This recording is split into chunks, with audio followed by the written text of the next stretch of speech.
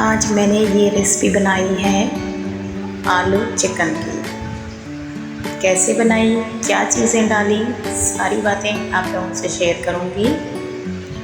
और ये कितने टाइम में तैयार हुई और क्या नाम है इसका।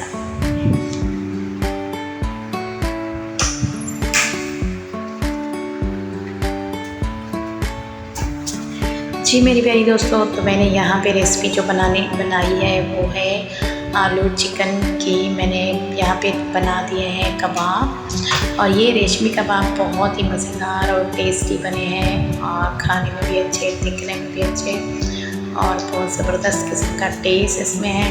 तो रेसिपी पूरी देखें। मैंने यहाँ पे जो चिकन था उसे मैंने रेशा कर देना है बिल्कुल बारीकी से, और देख तो लिया है कैसे बना हमारा चिकन। किस तरीके से मैंने यहाँ पे 1 गिलास पानी में मैंने ये बॉईल कर लिया था।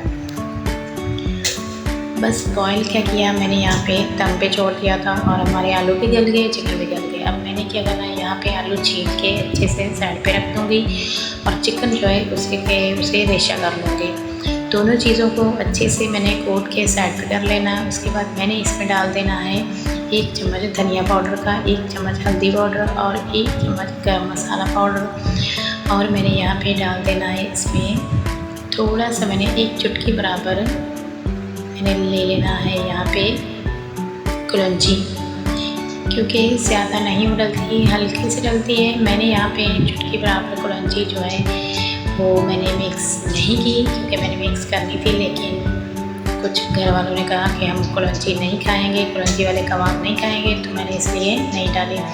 जी मेरी प्यारी दोस्तों, तो आपने लाजमी डालने की, उसकी खुशबू और टेस्ट बहुत ही अच्छा है, ज़बरदस्त है। और दूसरी बात ये है कि मैंने यहाँ पे फिर लास्ट में क्या किया, मैंने अंडा फेंट लिया। अंडा जैसे ही फेंटा उसके बाद मैंने साथ ही मैंने एक प्लेट में थोड़ी सी सेवइयाँ ले ली बारीक वाली, और लेके अच्छे से उसे बारीक करके मैंने रख दी।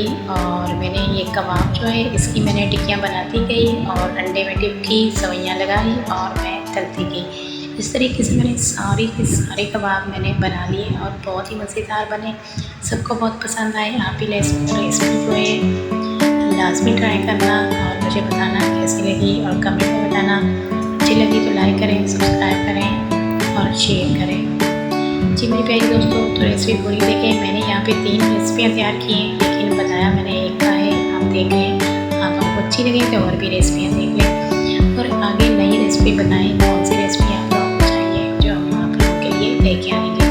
इसके ज़्यादा को दीजिए इजाज़त। अल्लाह हाफिज़।